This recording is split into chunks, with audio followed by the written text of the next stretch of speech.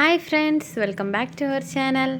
അപ്പം നമ്മുടെ ഇന്നത്തെ റെസിപ്പി എന്ന് പറയുന്നത് ഒരു മുട്ടക്കറിയാണ് കേട്ടോ. അതും പ്രത്യേക രുചിയിൽ ചെയ്യാൻ പോകുന്ന ഒരു മുട്ടക്കറിയാണ്.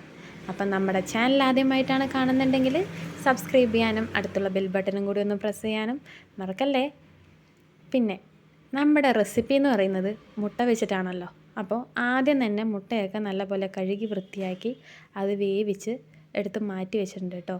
വരയൊക്കെ ഇട്ട് കൊടുത്തിട്ടുണ്ട്. പിന്നെ അടുത്തായിട്ട് നമുക്ക് വേണ്ടത് ഒരു കടായാണ്. കടായിലോട്ട് കുറച്ച് വെളിച്ചെണ്ണ ഒഴിച്ചിട്ട് ഉപ്പും മുളക് പൊടിയും മഞ്ഞൾപ്പൊടിയും ഇട്ട് മൂപ്പിച്ചതിന് ശേഷം നമ്മുടെ വൃത്തിയാക്കി പുഴുങ്ങിയെടുത്തിട്ടുള്ള മുട്ട അങ്ങ് വരയിട്ട് കൊടുത്തിട്ടുണ്ടല്ലോ, ആ മുട്ടയൊക്കെ അങ്ങ് അതിലോട്ട് ഇട്ട് കൊടുത്ത് അതൊന്ന് 2 മിനിറ്റോളം നല്ലപോലെ ഒന്ന് ഫ്രൈ ചെയ്തെടുക്കുക. എന്നിട്ടൊരു കിണ്ണത്തിലോട്ടും മാറ്റി വയ്ക്കാവുന്നതാണ് കേട്ടോ. പിന്നെ അടുത്തായിട്ട് നമ്മൾ ചെയ്യാൻ പോകുന്നത് ഉള്ളിയൊക്കെ നല്ലപോലെയൊക്കെ ഒന്ന് അരിഞ്ഞ് സെറ്റാക്കി തന്നെ ഞാൻ ആദ്യം തന്നെ വെച്ചിട്ടുണ്ട്.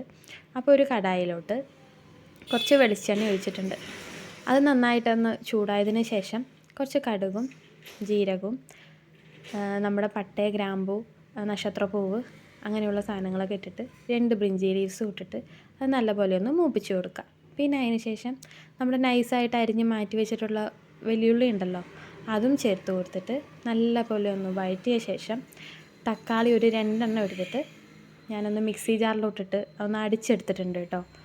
അപ്പോൾ അതും നല്ലപോലെ പേസ്റ്റ് രൂപത്തിലാക്കിയിട്ട് ഇതിലോട്ട് ചേർത്ത് കൊടുക്കുന്നുണ്ട്. പിന്നെ ഒരു 3-4 പച്ചമുളക് നീളത്തിൽ അരിഞ്ഞതും ചേർത്ത് കൊടുത്തിട്ടുണ്ട് കേട്ടോ.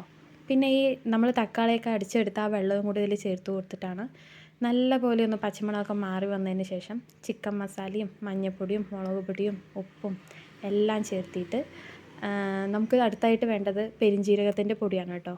അതും നല്ലപോലെ ചേർത്ത് കുരുമുളക് പൊടിയും ചേർത്ത് നല്ലപോലെ പച്ചമണമൊക്കെ മാറ്റിയതിന് ശേഷം ഒരു 2 മിനിറ്റോളം ഒന്ന് അടച്ചിട്ട് പച്ചമണം മാറ്റുക കേട്ടോ. പിന്നെ കുറച്ച് വെള്ളം ഒഴിച്ച് അത് തിളച്ചതിന് ശേഷം നമ്മൾ ആദ്യം തന്നെ മുട്ട ഫ്രൈ ചെയ്ത് വെച്ചിട്ടുണ്ടല്ലോ, അതും ഇതിലോട്ട് ചേർത്ത് ഒരു 2 മിനിറ്റോളം അടച്ച് വെച്ചിട്ടൊന്ന് വേവിച്ച് കൊടുക്കുക കേട്ടോ. അപ്പോൾ നമ്മുടെ മുട്ടക്കറി റെഡി ആയിട്ടുണ്ട്. അപ്പോൾ അതിലോട്ട് കറിവേപ്പിലയും മല്ലിയിലയോ എന്താണെന്ന് വെച്ചിട്ട് ഇട്ട് കഴിഞ്ഞു പറഞ്ഞാൽ നമ്മുടെ മുട്ടക്കറി റെഡി ആയിട്ടുണ്ട്. എല്ലാവരും ഒന്ന് ട്രൈ ചെയ്ത് നോക്കണം കേട്ടോ. ചപ്പാത്തിൻ്റെ കൂടെയും ആപ്പത്തിൻ്റെ കൂടെയും ദോശൻ്റെ കൂടെയും എല്ലാത്തിനൊപ്പം കഴിക്കാൻ പറ്റിയ സാധനമാണ്.